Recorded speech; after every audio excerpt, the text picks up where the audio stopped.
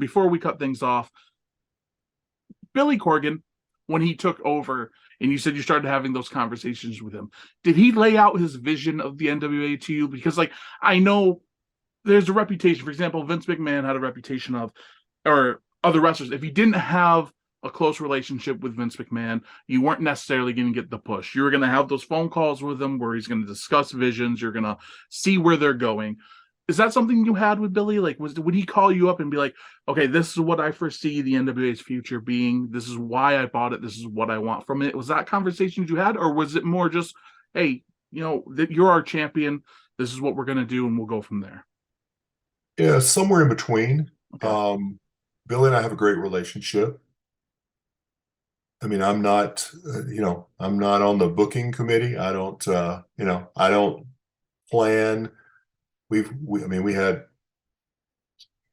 2 or 3 really good discussions this last loop. I mean, we had, but we don't talk on the phone. We don't do that kind of stuff. That's just, I mean, Billy Corgan is a busy man, and it's his passion and his love for professional wrestling that even brings him into like, the circle for me.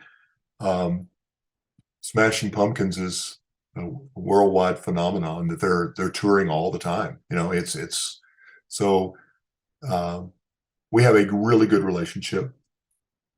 We don't have, I wouldn't say it's close because we don't talk often.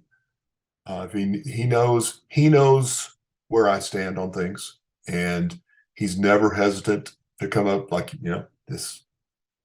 this weekend he came up and said, "What would you think about this?" Mm-hmm.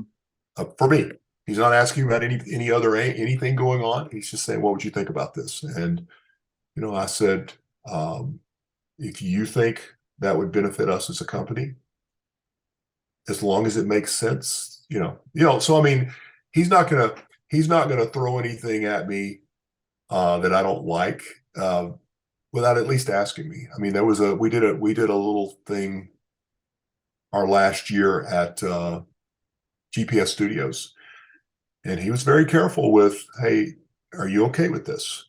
Is this crossing any lines that you're not familiar with, or that you're not comfortable with?" And I mean, So he's so he's not, respectful, very respectful. absolutely, yeah, and he doesn't have to do this, Yeah, right? I mean, it's a passion this is project. costing him more money than I'll ever make in my life to produce and to do. I mean, this weekend was Crockett Cup, and I think there were, well, the tournament bracket was 24 tags, tag teams. So 48 that people right there. alone, Yeah. you're talking 3 or 4 times the normal roster of a regular show for other organizations, and plus all the other matches, plus all the production, plus, I mean, you name it. So he does this because he loves professional wrestling and he loves doing it.